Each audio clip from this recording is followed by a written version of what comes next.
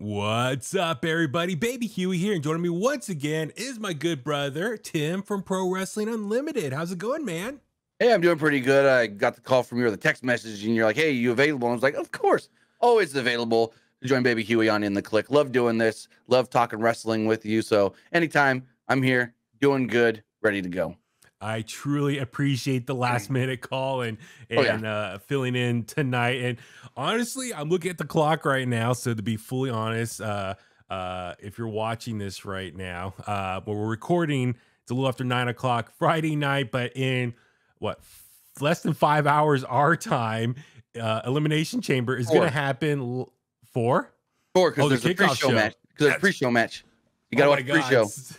So this could be a quick turnaround. We're going to record our predictions for Elimination Chamber, which, as Tim just said, will get going in 4 hours live from Perth in Australia. And man, a lot to talk about. Once again, I do apologize to the Kliqsters for kind of lack of episodes last few weeks. It's just been really busy at work with, for people who don't know, the rock station I work at in San Francisco. We're also the flagship of the 49ers. And we all know the Niners were very busy with their road to the Super Bowl. Unfortunately, they lost, but nonetheless, we were busy with a lot of events and projects with that. And so I chewed up a lot of my free time, but football season's done and we're on the road to WrestleMania now. And that all started, of course, in the January with the Royal Rumble. The next stop is Elimination Chamber. And then after that, Tim, it's pretty much like, 5-6 weeks of...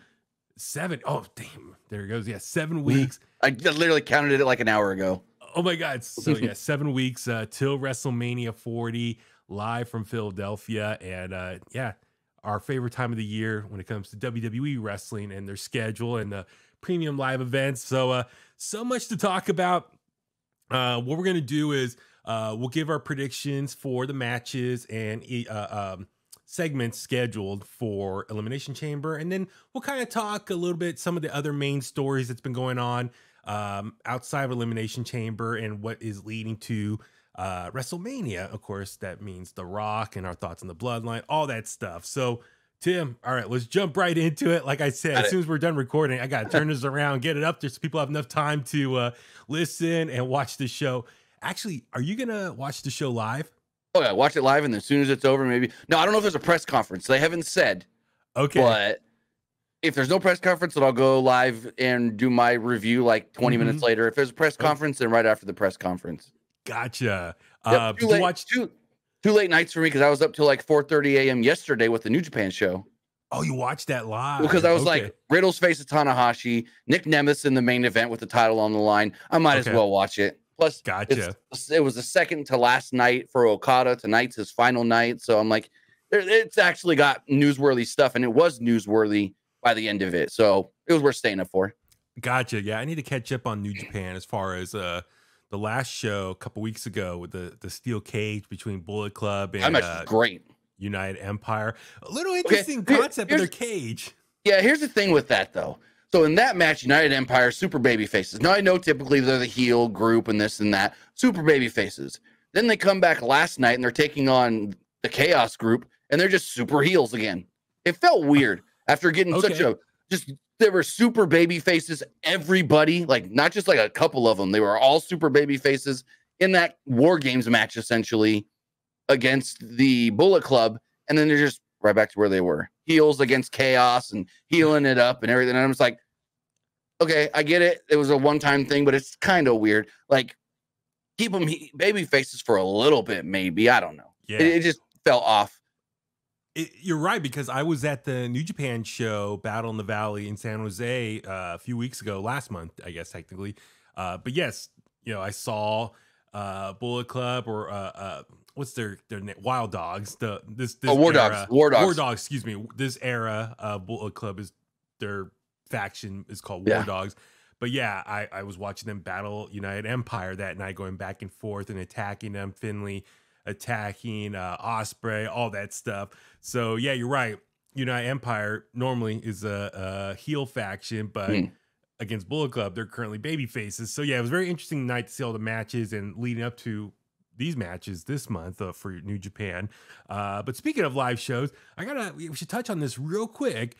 You and I both had a very eventful weekend last weekend. I went to the house show for WWE at Oakland Arena last Saturday night. You went the following night in Fresno. Yeah. I think you and I pretty much saw the exact same show as far as matches, but just different order. There was one match in yours that ran in the beginning before the intermission, and then it was like flipped with another match in mine. Something like that. The order was flipped for like 2 matches. Gotcha. Well, as for the Kliqsters who should be watching on YouTube, by the way, please subscribe to In The Kliq's YouTube channel. Give this video a thumbs up, leave a comment, share it, all that good stuff. But yes, if you're watching the video, you can see the shirt I got that night, the tour shirt with all the kind of the big names of the current WWE roster. And I know, Tim, you said you got one as well. My daughter got one. I didn't get anything. I was like, you guys can get stuff. I got awesome. my daughter got that shirt. My son got a Cody Rhodes hat. Ah, there we go. Very cool. So, but yeah, no, very fun. I mean, God, for a house show, near 7,000 people in Oakland, and in yours, almost like 10,000. It was like 92, 93, something like that, 9,300. For a house show with nothing special.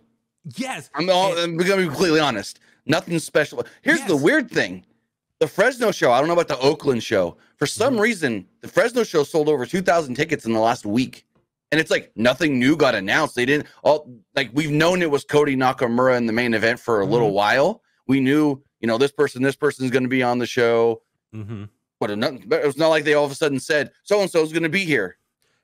Here's my thing, and we can get to it later when we talk about the bloodline, Roman Reigns, and what's going on with WrestleMania and Cody Rhodes. The headline here, Cody Rhodes needs to win the title at WrestleMania, because after what I saw and you saw last weekend, he is so over with the WWE Universe. Keep in mind, these are house shows, and neither champion was there. Roman Reigns, Seth Rollins, neither one were there. Gunther was there defending the IC title, which ultimately turned to a 6-man tag. No US title, no men's tag team titles. Women's tag team titles, the Kabuki Warriors were there, but Asuka was just doing a singles match. So what I'm getting at, no major title defenses other than Gunther. None of the world champions were there, but the place was packed just to see Cody Rhodes. Yeah. He is a white hot baby face. Like, you got to capitalize on this momentum. So I said this Monday when I did my Monday Night Raw review, and I was kind of talking about being at the show, and I said this on Twitter. I've seen John Cena live a bunch of times. Like, I've seen John Cena live at a couple SmackDowns, but mainly all house shows, because we haven't had a television taping here since 2018. And then even before that, we would sometimes get SmackDowns, but it's mainly house shows. So I've seen John Cena in a lot of house shows, and I've seen John Cena in a couple TV tapings. I felt like the Cody reaction that he got at the house show was maybe a bigger. Now, John Cena would get the John Cena sucks, let's go Cena back and forth stuff. But it's just a pure, we're going to cheer this guy as nothing more than a babyface reaction that may have been the biggest I've ever seen. Yeah. Like being there in person, other than when I was at WrestleMania 31, of course. That's the biggest show I've ever been at, but yeah, like I was amazed for a house show that didn't have neither world champion. So that star power of world champions be on the show was not present. People packed the house just to see Cody Rhodes. And let's be honest, there was a lot of the big name stars on the roster, non-champions, who weren't on the show as well. No. It was a mid-card show, to be completely honest. Yes. I mean, Cody was the biggest name. Yeah, other than Cody, everybody else is, and no offense, like Gunther's great, New Day's great. They're all great. But it's like there was no quote-unquote main eventer on the show other than Cody and Nakamura. Yeah. So, like I said, it just shows how red hot WWE is as a brand, as a company, as a product. But Cody Rhodes as a wrestler, as a baby face for this company. Oh, yeah.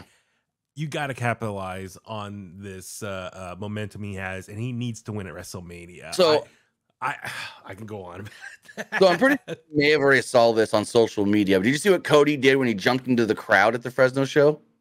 Where the blind girl with the sign? Yeah, so the girl had the sign. She's like, "Hey, her video." Yeah, well, yeah, my video was the one going around. A couple of other people had a video of it as well. Yeah. Okay. Like, there was one from the floor right down there, but mine was the one that got shared around the most. And I'm glad I went, because I bought my ticket literally an hour before the show started. I wasn't going to go. Oh my because God. all full transparency, I usually sit in, so like we usually sit in what's called the 130 section or whatever, where we're looking straight at the ring and the stage. That's where we usually sit, about halfway up or so. Yeah. Now, this is the first year that I can remember that the bowl was even open. Like usually the top bowl for the Fresno is not open. So like and the so 200 section? Yeah, the very top. And so when I looked at tickets a while ago, those were the same prices that I used to pay to sit, down. Those were the $50 tickets instead of down there. And so I'm like, no. And then about an hour and a half before the show started, I just like, I'm going to look one more time. And they got dropped to $25 a piece. And I'm like, kids, you want to go? And they're like, yeah, let's go. Get in the car. We got to go now. Awesome. Okay. So, yeah, it was a last minute decision. We got in there. The kids wanted a drink. So we waited in line to get a drink. And then we missed like the first 2 minutes of LA Knight and Solo Sikoa. Gotcha. Yeah, no, I was dealing with traffic getting into Oakland Arena's parking lot. And so by the time my brother and I got in, LA Knight just won and was celebrating the ring. So I was like, I miss my buddy, my new friend of the show, which, by the way, if you're watching this on YouTube, please go watch the previous video, watch my interview with LA Knight. For a less than 15-minute interview, we cover a lot of just the major stuff he's been through in the last year. With WWE, talked about Bray Wyatt, his feud with Roman Reigns, the Royal Rumble match, even the little controversy him and Grayson Waller had in Australia with the Australian news reporter, that shot of on SmackDown last year with Roman Reigns' reflection on his sunglasses. Talked about all that stuff. So please watch my interview with LA Knight as well. So it'll be very helpful. Did you see the Austin Theory stuff with the Australian news reporter? Yeah. I got Vader vibes. Oh yeah, and that's what I told LA Knight. It's like, dude, you remind me of Vader and Undertaker or Schultz and the guy from ABC. Stossel. Yeah, Stossel. So yeah, no, he laughed and because he tweeted out a photo and he's like, yeah, I tweeted a photo. I was like, yeah, that's so cool. So, but yeah, just dude, last weekend, WWE's on a whole new level right now. Here's something that'll make you laugh. So my kids know wrestling. Like they know most of the wrestlers and this and that. So we get in there, my daughter, first thing she goes, Bailey gonna be here? I said, no. Becky Lynch gonna be here? No. Well, then what girls are gonna be wrestling? And I told her. And so she's like, oh, okay, I know who Asuka is. Because like she watches, but she doesn't like watch enough to know who all the wrestlers are. Okay. And so they come out for the Asuka Michin match, and she literally looks at me and goes, what? Michin? Like me? Chin? And she grabs her face. I'm like, yeah, you're right, basically. Yes. Which is still kind of confusing for me. It's like Michin or Mia Yim. I mean, yeah. People kind of say both, and I mean, I get it's like her nickname. So but no, very, very funny. You gotta tell Mia Yim that one day. You gotta tell her about that story. Right. So, but yeah, no, a lot of fun and obviously just great momentum leading into Elimination Chamber. Oh yeah, which is like I said in a few hours right now. So let's jump into it. So they announced a pre-show, a kickoff match, which normally WWE hasn't done many of those in the Triple H not a while booking era of his time ahead of creative, but it was announced they had the Kabuki Warriors will defend the women's tag team championship against Candice LeRae and Indy Hartwell, which is very exciting for Indy Hartwell because she is from Australia as well. I know Rhea Ripley's getting a lot of the attention. Did you watch the press event last night? Okay. So yeah, Rhea Ripley obviously headlined that. That was just hyping up the show for this weekend. And the main focus is Rhea Ripley being from Australia, also Grayson Waller. But yeah, keep in mind, Indy Hartwell and unfortunately Bronson Reed. See, when they announced this match, they go, oh, we're going to get a random Bronson Reed match too, but nothing. Because I thought, okay, they want all the Australian wrestlers on there. We'll give Bronson Reed some sort of a squash or something, like a showcase match. Nothing. But he's not on because supposedly his wife is about to give birth or something. Oh, okay. I didn't see that. Oh, okay. Yeah. I saw something where he like said something, but I never looked into it because I didn't have time. Yeah, like I think a lot of people thought he was going to be in this match, but I believe his wife is about to give birth, so I think unfortunately he just couldn't travel. So it's it's very unfortunate just because how often WWE go to Australia, so right. It's You know, a little bummer for him, but obviously, hey, big picture, he's about to be a dad, so that's really cool. So, all right, so Tim, I'll turn it to you. Kind of who you think's gonna win here? I mean, I feel like a lot of these matches are pretty predictable, but for the most part. we'll talk about it. But yeah, who do you think's gonna walk away here? So I think this is a great match for Indy Hartwell. She's going to be there. I would assume she's going to have. Well, I don't know what part of Australia she's from, but I would hope she can have family there. I don't know, how far from. Well, two things. You don't know how far in advance she was told she's getting this match, because you got to think, why were her and Candice even there if they didn't? Well, I guess a lot of people got brought there just to do press, like Austin Theory and so forth. But it's like, how far in advance?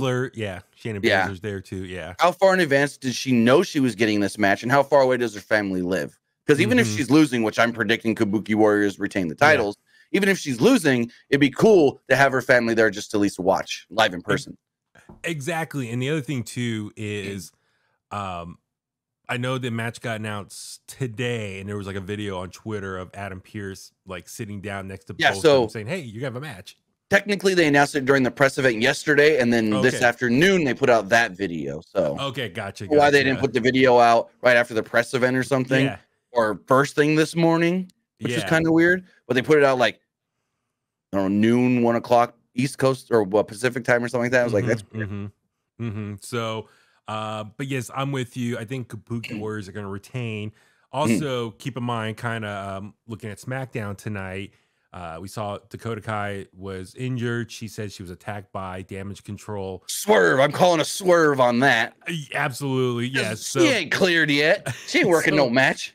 So her and Bailey were in the back in the medical area, and they're going to tag. And it was, the little preview card for next week's SmackDown. It's going to be Bailey and Dakota Kai versus Kabuki Warriors for the women's tag team title. So is that kind of spoiling already who's going to win this match here? Like Kabuki Warriors. No. It's not a title match. It's not a title match. Oh, not a title match? And Corey Graves even said it on SmackDown. We don't even know if the Kabuki Warriors still have the tag titles by next week, but the match will still happen. Okay, good. Okay. So yeah, I had the TV on. I missed that part. So good. Okay, good. Because I was going to say a little attention to detail right there. But I'm with you. I think Kabuki Warriors are going to retain. I think they're not going to drop those titles on a kickoff match. I think, if anything, WrestleMania is a bigger stage for a title change. Right. With that being said. So next up for the undisputed WWE Tag Team Championship, we got the Judgment Day, which is Finn Balor and Damian Priest taking on New Catch Republic, which is the new name of Pete Dunne and Tyler Bate, a.k.a. British Strong Style, which... What do you think about the name New Catch Republic? I think a lot of people are like, why can't I call it British Strong Style? Yeah, they own I looked it up. They own the trademark still of British Strong Style. Yeah. So it's not like Trent Seven has it or something. Because that's what some people thought. Maybe Trent Seven had trademarked it or something. No, WWE's got the trademark. And so it's like, use that name. Because like they've got New Catch Republic. Then they've got, I don't know the full name, but it's like something Catch in NXT with Drew Gulak's group. They're a Catch name or whatever. So it's like, they got two groups with Catch in it, and I don't know. British Strong Style's known, so it's like we're not trying to learn something new, and I don't know. I like that name better anyways. New Catch Republic, what does it mean? Are they going to do more technical stuff then? Because Catch Wrestling, and I get it, that's the British thing. You say we do Catch Wrestling in the UK, but I don't know. I like British Strong Style better. Yeah, and it just looks cool. Sounds cooler, and for merchandise and stuff, and you think of Strong Style for Japan wrestling. So but yeah, no, I'm kind of like, I think a lot of people are like, what's this name? But anyway, this match here, I think once again, I think Judgment Day is going to retain. Yeah. Just because, like I said, I no offense to Elimination Chamber. I know WWE in the last few years, they treat Elimination Chamber kind of like Royal Rumble 2.0 as far as setting up matches for WrestleMania, like having big stakes there. But that's mostly with just the chamber matches by itself. It's like a second chance for someone to get a title shot. I mean, I know they kind of mixed it up, the stipulations for different chambers for different years. Like 1 year is for what the US was it? No, Last year was for the U.S. belt. Yeah, last year for the U.S. title, Yeah. and 1 year was for like the women's tag titles. You know, they'll mix up, but for the most part, it's usually for number one contender for a title, and it's usually the one that's not chosen. Yeah, well, because last year, if you remember, last year we only had one world title. Cody picked it. Yeah. They had to do something for the men. Exactly. So, yeah, with that being said here, I feel like a major title change should be happening on the WrestleMania stage. So that's why ultimately I just think Judgment Day is going to retain here. You want to hear my fantasy book on why I think Judgment Day has to retain at Elimination Chamber? Because they're going to drop them titles at WrestleMania to the Awesome Truth. Think of that pop when Truth beats them for the tag titles at Mania. It's almost like Sami Zayn 2.0, like last year, because ultimately R-Truth is playing the role of Sami Zayn. Sami Zayn to the Bloodline is what R-Truth is to Judgment Day, but obviously R-Truth is a little more goofy, comedic. Sami Zayn was definitely much more serious, but nonetheless, it's like this outcast trying to be part of this group who gets in, but then ultimately gets kicked out, and it leads to the big payoff match at WrestleMania. So, I did not think about that. Yeah, a tag match. Because I was thinking eventually something's going to happen. Damian Priest, they've been teasing it that he might be on his way out of Judgment Day, or there'll be some friction, or the group's finally going to break up at some point or dissolve, or at least someone's going to break off. Unfortunately. So I think Damian Priest is going to be that person. So I'm just looking ahead. Losing the tag titles at WrestleMania could be that breaking point or lead to some more tension. But yeah, I was trying to think though, who could be the tag team that they face? It's like, yeah, what are the options? But I guess it does make sense on Raw. Miz or R-Truth has been working with Miz again, and in his mind DX, but it's DIY. So it's no, it's gonna be interesting. But I kind of that would be a huge pop for R-Truth because he has not won. He's only been like 24/7 champion in the last few years. So I guess, that would be cool for him to kind of win something on a big stage like that. And the crowd will pop. No, he's like, I don't know how it was when for your live event you were at. I feel like other than Cody and then Nakamura, because they sang his song, Truth got the second/third biggest pop of the night when he ran out and said, Carlito tagged me into a singles match. Against Austin Theory. Yeah, you're right. Like that pop was huge.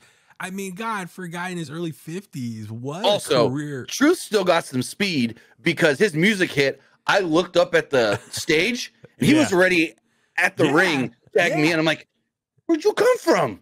And the other thing, well, by the way, he's been hysterical today on Twitter. He said, where's everybody? I'm here in Austria. Where's the hotel's empty? The streets are, no one's at the arena. Where's everybody? So very funny. He's in Austria and everyone's in Australia. So, you know, hopefully Truth finds his way back to the US at some point. So very funny. So yeah, Judgment Day should retain here. All right, let's go. We'll save the Chambers matches last. So next up, singles match for the Women's World Championship. We got Rhea Ripley from Australia taking on Nia Jax here. And we saw the press conference yesterday. That was the last segment from from the press conference, the two of them going at it. I've been liking what they've been doing. Nia Jax, I give Triple H credit, or the powers that be. Nia Jax's current run has been much better than her previous years with the company. She's been, she beat Becky Lynch not too long ago. She's been getting big wins, and she's been working safe for the most part. This run has been very successful. I think a lot of people are coming around thinking she is a legit badass in the ring when used properly.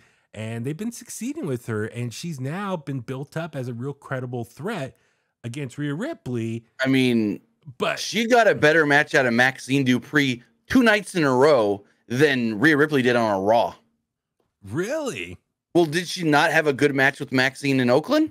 Yeah, it was that was good. I mean, pretty bad. Yeah, no.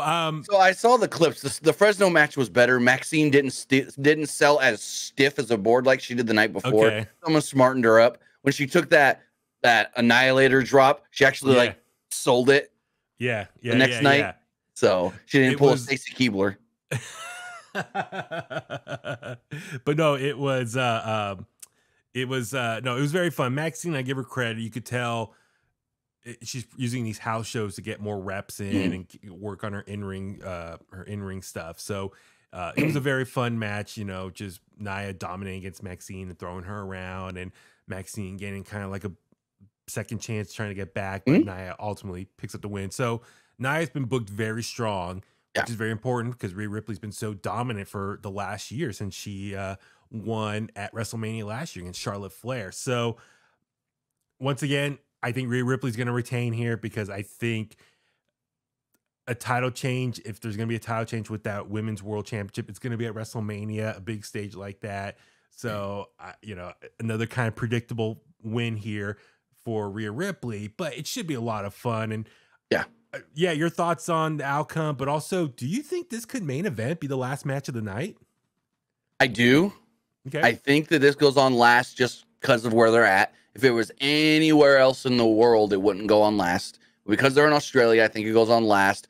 The last thing you're going to see is Rhea holding up that belt, and then whoever wins the Women's Chamber maybe comes out to confront her, or they do the Women's Chamber match right before, and that person stays out there next to commentary or with commentary and be like, hey, so who do you want to face? This and that, and you're going to, you know, that'd be a cool way to do it. The winner of the Chamber is out there on commentary going, I don't care. I'll face either of them. Now, because they're in Australia, Rhea's got to win. But I would say if they were anywhere else, maybe Nia does win for that shock factor. But because they're in Australia, you got to go Rhea Ripley. Yeah, exactly. So, but nonetheless, be very happy for Rhea Ripley. She was getting kind of emotional yesterday at the press conference. She was trying, she getting choked up, which was very cool to see that this really means a lot to her to first time back in Australia wrestling in 7 years. So this is a very cool weekend for her, and very happy for her for that. Another segment, non-wrestling match that was announced, that the Grayson Waller effect. It's going to be Grayson Waller, another fellow Australian. While he's not wrestling, at least he's going to get a moment to shine in front of everyone there at the stadium. And he's going to be hosting his TV show or talk show with Cody Rhodes and world champion Seth freaking Rollins. I'm kind of curious how this is going to play out. We saw Grayson Waller host a Waller Effect last year, Money in the Bank in London, and John Cena came out. It's going to be interesting what they're going to try to accomplish in this segment here. Looking at SmackDown tonight, we saw Roman Reigns in the back. He had Paul Heyman go out, get Grayson Waller. Grayson Waller was hanging with Logan Paul and Austin Theory. Paul Heyman takes him back to Roman's office, whatever you want to call his room, and they have a conversation, and you don't hear what, you know, the camera cuts away. Yeah. What do you suspect Roman's plan here, or what he's trying to hire Grayson Waller to do? Well, I don't think he wants Grayson Waller to attack either of them or try to take Seth out and like injure Seth or something like that. I think what he wants Grayson Waller to do is be the little smarmy heel that he is and try to cause dissension between Seth and Cody, so they maybe coming out of the Grayson Waller effect. And I could be wrong here, but maybe Roman wants him to do something that can lead to Roman hoping that they're not going to want to work together coming out of the Elimination Chamber event. Gotcha. That something's going to piss them off at each other, and then Cody's going to go, you ain't my shield. I don't want to. No, you're not going to be helping me out. And then ultimately it's not going to succeed, though. Yeah, because, which we'll talk about later, but rumors are, could it be night one WrestleMania tag team match with Roman Reigns and The Rock versus Cody and Seth, and so maybe that can lead the early tension between the two baby faces here, Cody and Seth. Like Grayson can try to get under their skin and try to divide them. So okay, I can see that. But yes, I feel like, you know, it's gonna. That's ultimately what this segment's going to do. I think it's going to just kind of add a new story beat for the build for whatever the WrestleMania main event night one's going to be. And, you know, potentially, there's going to be something there that's probably going to get people talking. So, I mean, other than that, who knows? We can just we can talk and guess what we want, but obviously we'll just wait and see in a few hours. So, all right, next up, we have the first of 2 Elimination Chamber matches. We got the Women's World Championship match. Oh, excuse me. The winner of this Elimination Chamber match will become the new #1 contender for the Women's World Championship. We got Becky Lynch, Bianca Belair, Liv Morgan, Tiffany Stratton, Naomi, and Raquel Rodriguez, which Triple H, did he screw up and said Raquel Gonzalez? Yeah, he messed up. And I immediately went to the website and was like, they changed her name. They changed it. Nope, it's still Rodriguez. He's thinking of NXT. Right? The black and gold era for him. Like, okay, give Butch his name back. Pete Dunne, that's fine. But Raquel Rodriguez, it's a normal name. We're used to it by now. Yeah. It's fine. Just like everyone's like, Butch got Pete Dunne back. Are we getting Walter back instead of Gunther? No, they're kind of similar. You can keep them as Gunther. Yeah, exactly. So this match came to be after a ton of qualifying matches on Raw and SmackDown, which I enjoyed. It was like Raw versus a SmackDown competitor, and then we got some crossover SmackDown people wrestling on Raw and vice versa, Raw people being on SmackDown. So it was a kind of nice way to freshen things up for WWE television the last few weeks of just different new faces on opposite shows. I feel like this one seems kind of obvious who the winner is, and I have my guess, and I'm guessing you have your guess too, and it's kind of they told us for a long time. They told us at the WrestleMania kickoff event. Yeah, exactly. So a couple weeks ago, before the Super Bowl in Las Vegas, they had the big WrestleMania press conference, and Becky Lynch confronted or Rhea Ripley on stage. They had the little face off there, so it was kind of foreshadowing that their paths are going to cross and lead to a potentially match at WrestleMania. So it kind of seems predictable who's going to be the winner here. And this is Becky's first time in an Elimination Chamber match. I was like thinking back. I was like, because she's usually the champion. Yeah, exactly. So because it's usually champion, or she had that year where she was out because she had the baby. Exactly. So I think Becky Lynch is the hands down favorite to win here and just get her star power going after that women's world title against Rhea Ripley. And you got 2 of the biggest names in the women's division on Raw going at it at WrestleMania 40, which I assume you think the same thing as well for the outcome here. Becky Lynch. But the question is, could this match, because I know I want it with the men's match, could this match set up any other Mania matches? Exactly. And that's what I was going to ask. It's like, let's look at the other competitors, because I don't think so, though, is my problem. Yeah, that's my thing. It's like there's a lot of competitors here. I don't know what their paths are going to be for WrestleMania, or are they going to be used for WrestleMania? That's the big question. I mean, case in point, Bianca Belair. This is the first time in a few years her path to WrestleMania is not really defined yet. I think she does something either against or teaming with Jade. Okay. It's because Bianca going in. So maybe at Mania, her and Jade win the tag titles, or they challenge for the tag titles. I would think Jade doesn't lose, so maybe they beat the Kabuki Warriors for the tag titles at Mania. Yeah, see, that's my thing. It's like Bianca Belair. Normally, she's either been the champion or going after her title at WrestleMania the last few years between all her various matches with Sasha Banks and last year was Asuka last year. So I don't know if it's 100% true, but there was a rumor that her and Charlotte were supposed to be linked up for Mania doing something, whether that was together or against each other. And now with Charlotte out, that kind of put her into we got to figure something new out. Limbo. Yeah. Which I would have loved, because technically, and this is a question I've asked Bianca Belair multiple times, I kind of feel like it's what's the word I'm trying to think, or she's been defeating every member of the 4 Horsewomen. That's what I'm getting at here. She's defeated Becky Lynch at Mania. She defeated not Bayley at WrestleMania, but like they had feuds before. So she's beaten Bayley before, and she beat Sasha Banks at WrestleMania. So I feel like Charlotte is the last member of the 4 Horsewomen that Bianca has yet to beat for a title, or just beat in general. So I feel like that would have been the match if Charlotte was healthy, was Bianca versus Charlotte at WrestleMania, but obviously Charlotte's out now. So, but yeah, I do feel kind of bad. I feel like Bianca's path to WrestleMania is a little unclear, and what the direction is. So I hope, you know, we'll see after Elimination Chamber what happens. But the same can be said for a lot of these women. You know, Liv Morgan just came back from injury. Who knows what her path's going to be? Same for Naomi, Raquel, even Tiffany Stratton, who's new to the SmackDown brand from being called up from NXT. Unless, you know, they kind of maybe throw them all together for multi-women's match, you know, baby faces versus heels or something. I mean, you could do like you did last year and do the men's and women's tag team showcase matches. It was like 4 tag teams, right? Was it? Yeah. Which is, you know, easy way to get 8 people, men and women, on the show at, you know, just throwing a match together. So granted, I think they should bring back the battle royals for the pre-show. Do the men's on one night and the women's on the other. Yeah, they could totally. Yeah, that'd be great idea too. So, yeah, I mean, that's my big question here is like coming after this Elimination Chamber match where a lot of these women's paths are to WrestleMania. So we shall wait and see.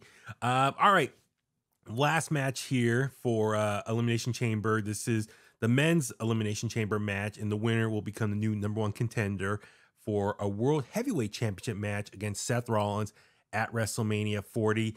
We got Drew McIntyre, Randy Orton, Bobby Lashley, LA Knight, Kevin Owens, and Logan Paul. And the one thing that just jumps out right away for me, Tim, is it's all SmackDown people except for Drew McIntyre from Raw. So I don't know if that's like the obvious choice. Who's going to win here is Drew McIntyre.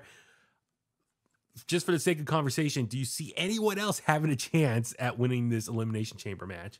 So I don't think so, but Seth did an interview and was like, I want Randy to win because I want to face Randy again at a WrestleMania.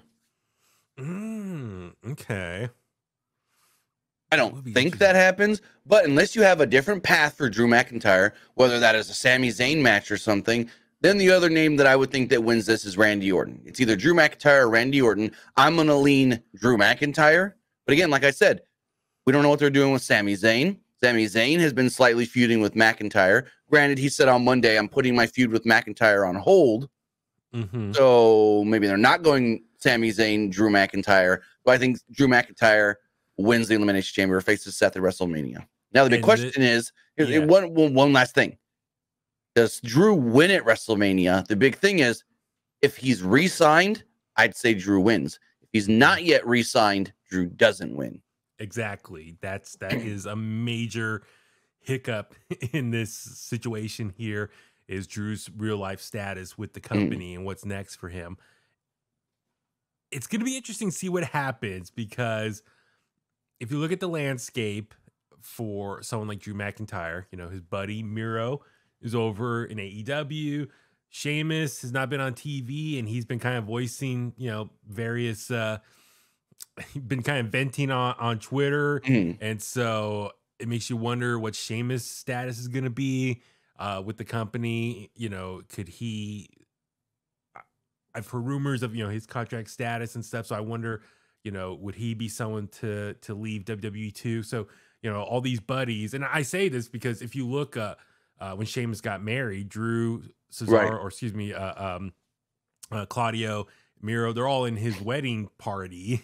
So they're all buddies. So I could totally see a bunch of them all go to AEW and just be all friends wrestling over there.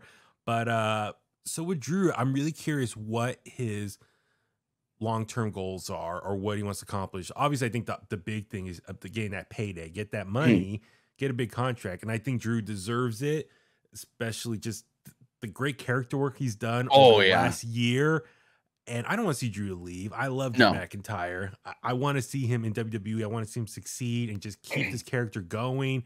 And most importantly, I want to see Drew win a world championship in front of a big crowd. He deserves that after not getting that opportunity 4 years ago during COVID when he won the world title from the WWE title from Brock Lesnar in front of no one. So I know he's a heel. So theoretically, if he was to win, he wins as a heel, but I'm sure the crowd will still cheer for him just for getting that moment.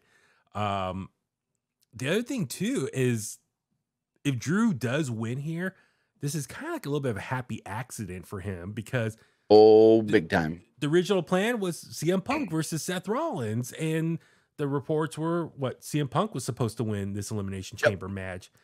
So it's kind of CM Punk's injury from Royal Rumble is Drew McIntyre's gain potentially if he wins here and Oh yeah, gets a world title shot. So, and you know, Drew's lost to Seth twice in the last couple months in their various matches between Crown Jewel and that one episode of Raw Day One. So I really want Drew McIntyre to win, and I really want to see him win against Seth no, it was at WrestleMania. before Day One, because Day One was the Jinder match where Seth got hurt. Oh, that's right. That's right. Sorry. Excuse me. But still, you know, it's like, Yeah. I really want Drew to win. And finally, I get it as a heel. The character beat here is like, he's like, being cocky or not, like, you know, he's losing because he's not focused. Yeah, and right. So I really want to see Drew win. But here's the thing. He's the heel speaking nothing but the truth. If you think about it. He's a hater. Everyone's calling it. Like I said, I really want Drew to win. You know, this is a pretty stacked lineup as far as recognizable names, all stars from the event scene in WWE in the last couple of years. Obviously, Randy Orton's back. Bobby Lashley, LA Knight's been just red hot for the last year. Kevin Owens, he's always just at the top. And Logan Paul, who's been, I like at the press conference, he says, I want to win so I can beat Seth Rollins, get a rematch at WrestleMania against him, and I win, become a double champion. So it's this is a really cool star power elimination chamber match here. So it's gonna be interesting, but yeah, I just feel like, yeah, Drew McIntyre should be the favorite to win here. And it makes sense. Like I said, Seth's on Raw, Drew's on Raw. So you kind of, their schedules are going to be the same anyway. So if it's from a storyline standpoint, so I mean, it doesn't matter Raw or SmackDown because you look at the Rumble and it goes Cody's a Raw guy that's facing the SmackDown champion. Yeah, so at least there's that reasoning on if a SmackDown guy does win. That's why I said like maybe Randy if they have something else for Drew, but I don't think they have something else for Drew. But here's my thing: Kevin Owens pins Logan Paul to get his rematch at Mania. See, that's okay. Well, let's talk about that like we did with the women's.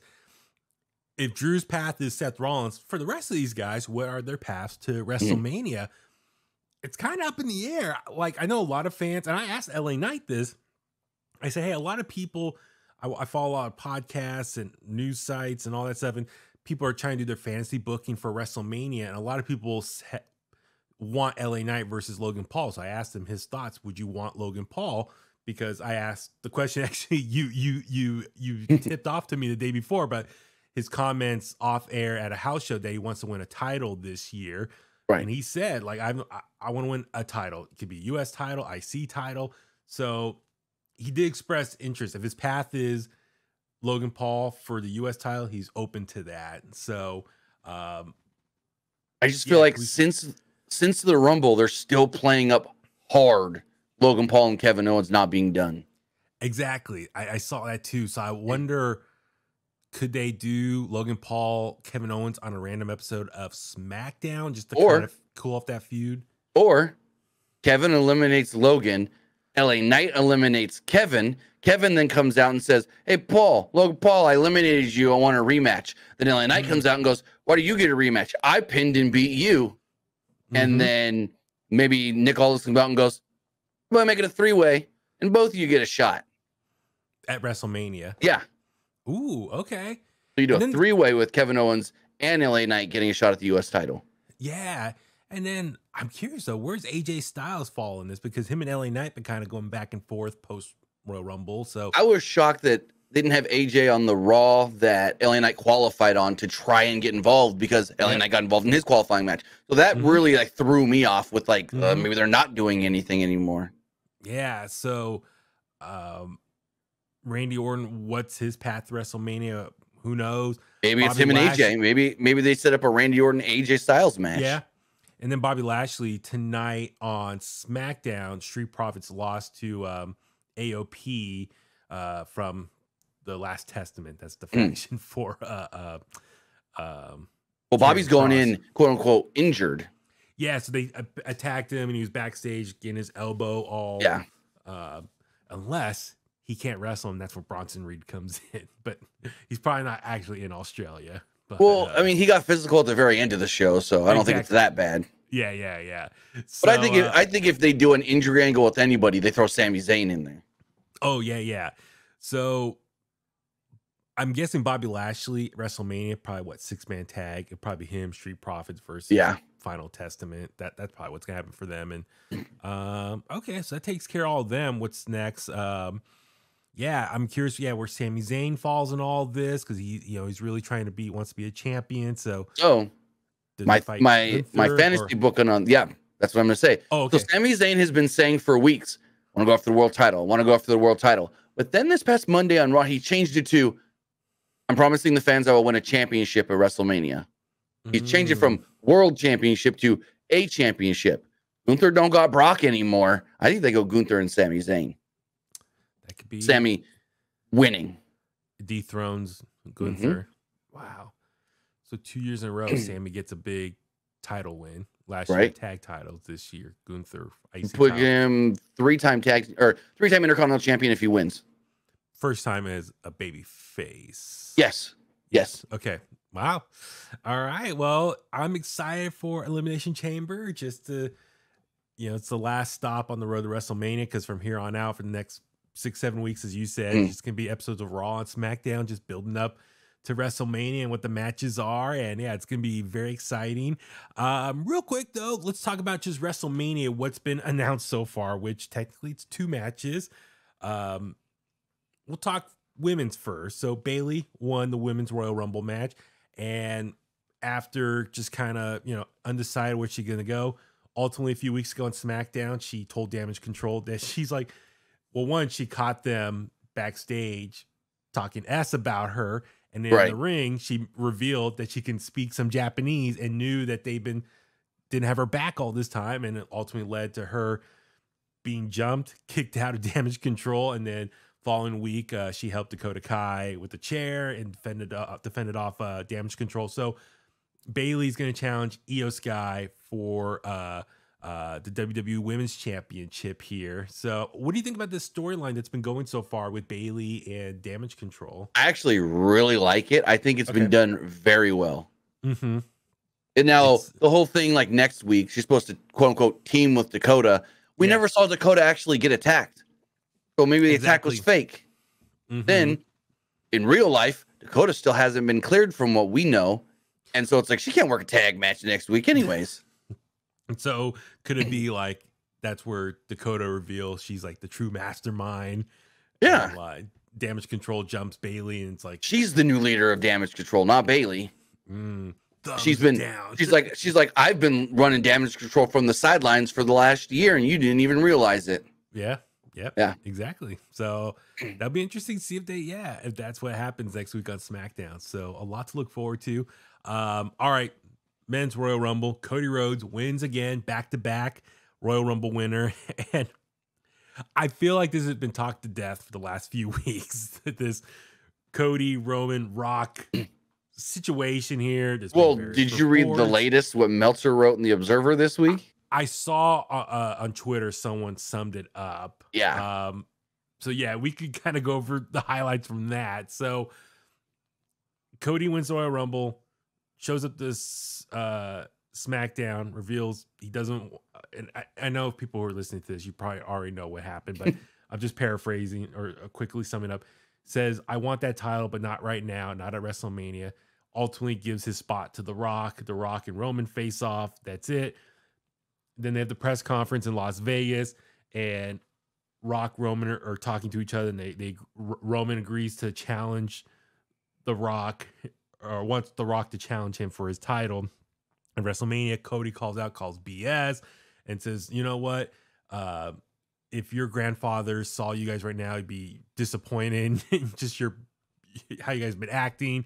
Rock, that turned Rock's attitude like, whoa. If you talk about his blood, you're talking about my blood. Don't talk ass about our family. Smack Cody, turn to a little chaos. And ultimately, it looked like Rock and Roman are on the same page now, walking out of the ring together.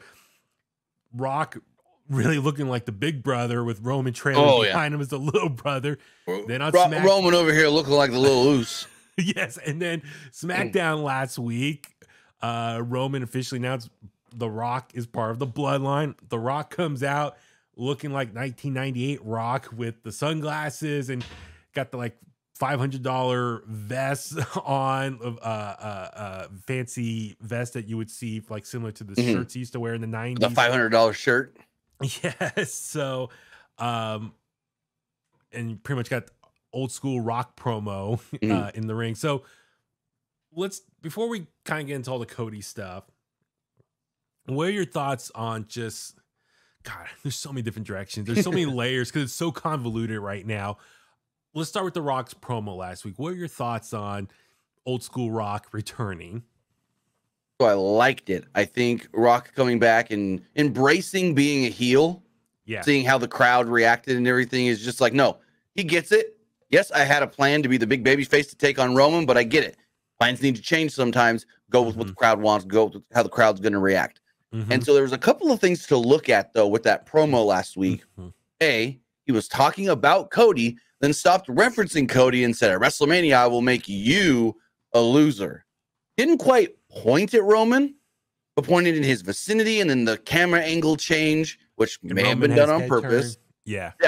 Made you think he was pointing at Roman. Then, when everyone does the one finger up for the bloodline at the end, he had an L for loser. People, now, some people looked too much into that and were like, it's not an L, that's a gun, because Cody does the guns for the Bullet Club. I think it's more of an L because he had mentioned loser twice already.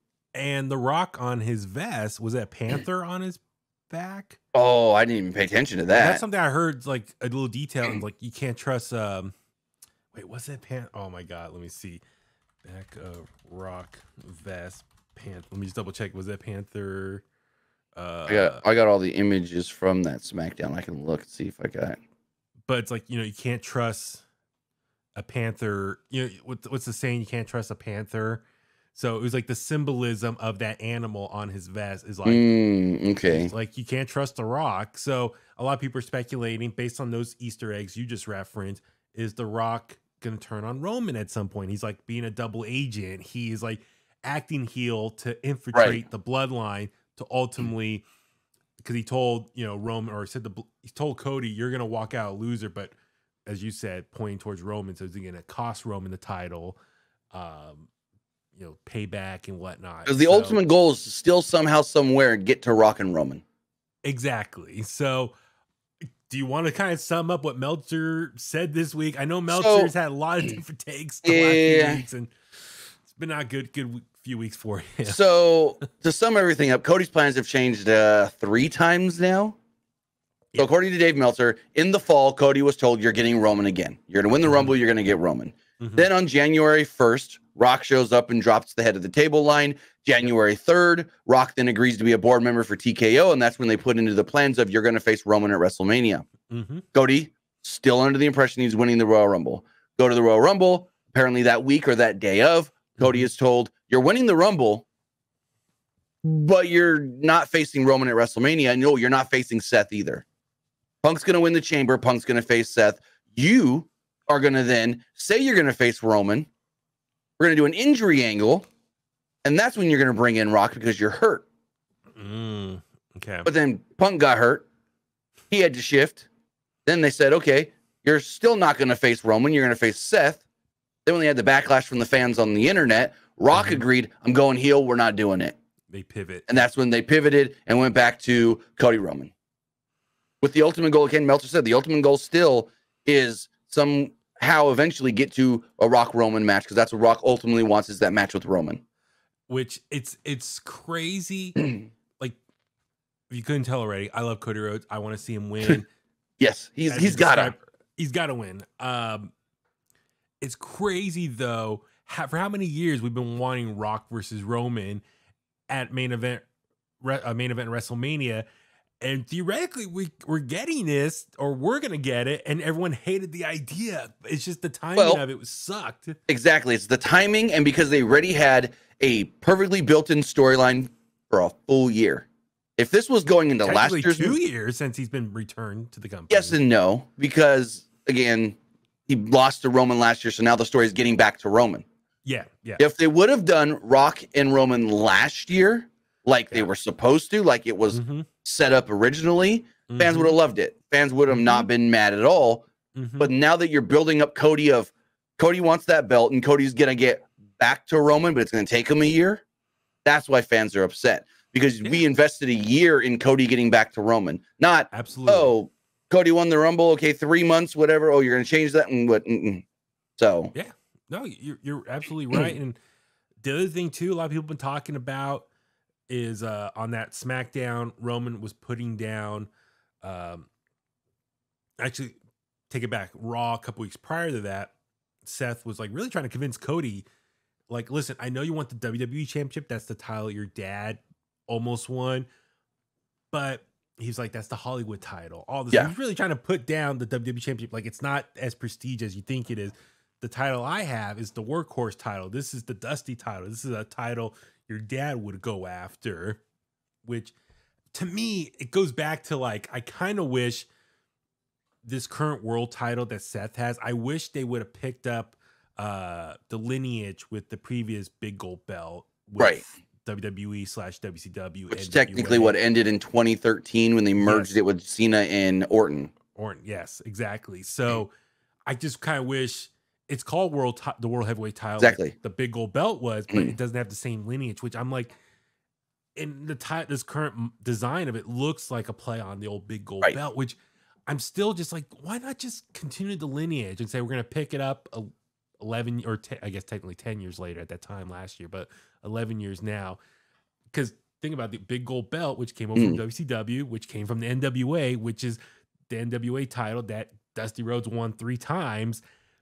So Seth's promo would have made more sense. Like, this is the Dusty title. This is the belt like your dad actually had. And with nitpicking. With all of that, with Seth talking bad about Roman and him never being around, but then Roman saying, I'm never around, but I make more money than you. They inadvertently made me want to see Seth and Roman fight at WrestleMania. I know.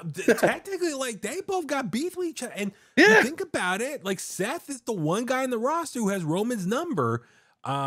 He got the DQ win at Royal Rumble 2 years ago now when he dressed up like an old Shield outfit. And Seth has said, like, I created the tribal chief based on the tribal chief character is based on not trusting people. And, the people he does have his family around, he wants to hold on to them extra tight. He's so paranoid of being turned on. That all started with Seth when Seth turned on him and left the Shield. So, yeah, you're right. Like, I kind of want to see Seth versus Roman at some point, settle their difference here. And it's like, so could Seth be the one guy that could truly beat Roman all the time? But anyway, Roman on SmackDown was putting down the world title. That's like, or at the press conference saying, that's the losers bracket. These are all the guys who couldn't beat me. That's their title. She's not wrong. True. Yeah, I know he's right. But like, and then on SmackDown, he's putting down the title again, the one Seth has. So it's just, he's really like talking crap about this world title. So you're right. Like, Cody should not go after that title because it's beneath him. Like, the WWE Championship is the one he needs to go after. The finishing story, the one that his dad never won, especially Roman talking all this ass. Like, it makes sense for him to go after that one. So, but it makes you wonder. I know people are like rumors and, dirt sheets and Meltzer and all this stuff. Like, the different change of plans. It kind of makes you wonder, was this the plan all along? Because why would Roman keep talking about Seth Rollins and his title if Seth was not going to be involved with Roman at some capacity at WrestleMania, which now looks like a tag team match between Rock, Roman versus Seth and Cody? I think once Punk got hurt in that Rumble, that's when everything really changed. Yes, exactly.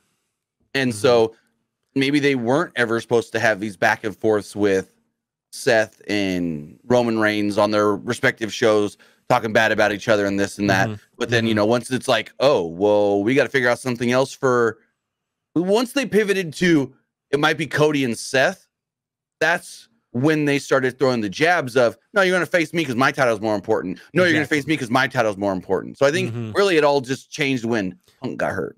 Gotcha. Okay. It's going to be interesting to see what happens next with Roman and The Rock. And, for me, I love seeing The Rock act like 1998 heel corporate Rock. But it's almost like it's a fusion of 98 corporate Rock or heel Rock and like Hollywood Rock from the early 2000s, because kind of the combined look. And for me, it's like seeing a classic rock band live. They're gonna play the hits. So his promo was just playing the hits, a lot of the catchphrases. He didn't say all the catchphrases. I still want to hear Rudy Poo, candy ass. Oh, yeah. And there's some other lines I want him to say at some point in the coming weeks. So hopefully we'll get that in future episodes of SmackDown. But it's fun. Like, from nostalgia, people my age who grew up in the Attitude Era, it's cool to see The Rock go back to his roots of older character. Keep in mind, also, in the last 2 years, we got to see Stone Cold make an appearance at WrestleMania. And now 2 years later, we got The Rock. So we're getting like the biggest names from the Attitude Era doing stuff with WWE. That's very cool. One criticism I want to ask you with The Rock. Now, he's just playing the hits of 98 Rock. Wouldn't it be better for The Rock if he would have done maybe an updated version of himself as a heel, like a new version? But what would that be? Exactly. That's I just don't know. Yeah, because it's like, it's easy from throwing some sunglasses and a expensive. Well, in this case, now here's the one thing I do have to say about Dave Meltzer, because you brought him up a couple of times. You're like, he's gotten some stuff wrong and this and that. The one thing Meltzer has been completely right about that everyone really harped on him for was when he said, if they got to pivot with all this, Dwayne will pivot. Dwayne doesn't care about cheers or boos. He cares about box office, biggest match possible. And everyone's like, no, Rock only cares about being the favorite. Rock only cares about being the one that everybody loves. Well, as we see now, he pivoted. He's going to let everybody hate him. So that was the one thing you do have to give Meltzer props on, that he was right there. That Rock doesn't care about cheers or boos. Rock cares about what can we do that's going to do the most numbers and the most money. Yeah. So, and you got to give The Rock credit. Him and, was it Brian Gerwitz? Is it Brian Gerwitz. His main creative guy. To come up with this plan. And Rock keeps saying, enjoy the ride. And that's something I think fans he keeps saying long game. Long game. Enjoy the ride we're about to go on. Cody crybabies. It's fun. And as convoluted as this all is, and like change of storylines and all these different directions, this chaos actually makes things a lot more fun. Like, what's gonna happen? Like, Triple H, I give him credit as head of creative now.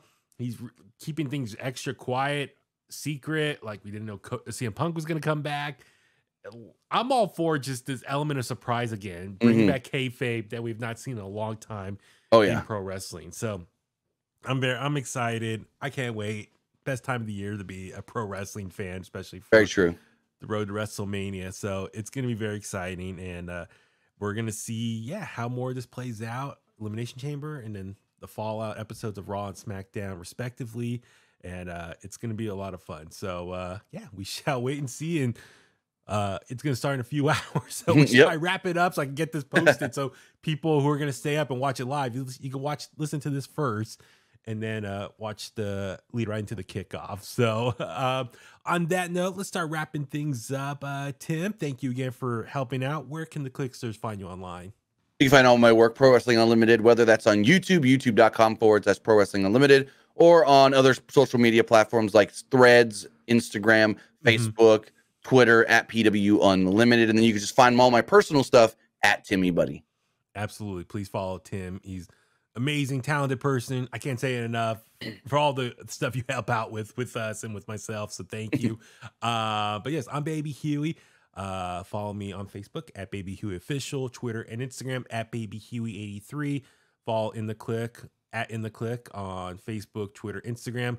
I will be going to Raw in San Jose this coming Monday, so I will post highlights from Raw on Instagram, kind of similar to what I did for the house show last weekend. So please follow there. If you want to email us, intthekliq@gmail.com.